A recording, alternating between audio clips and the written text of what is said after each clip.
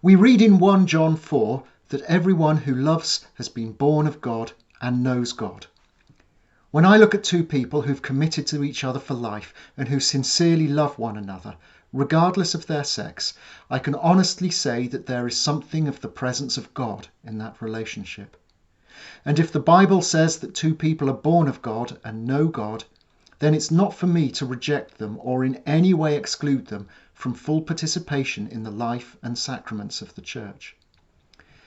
If a Christian is legally able to marry, they should be able to do so in church and before God.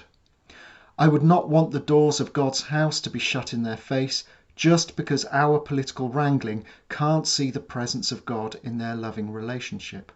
I therefore support same-sex marriage in church. I recognise that others have reached a different conclusion, and I respect that. The C of E is a broad church, and if inclusion means anything, it means valuing different church traditions. But we also have to see that the church has issued 7 reports in 40 years on this, and still isn't getting anywhere. It's time to move on, and that means we need to compromise, as we did with women priests, as we did with remarriage in church after divorce.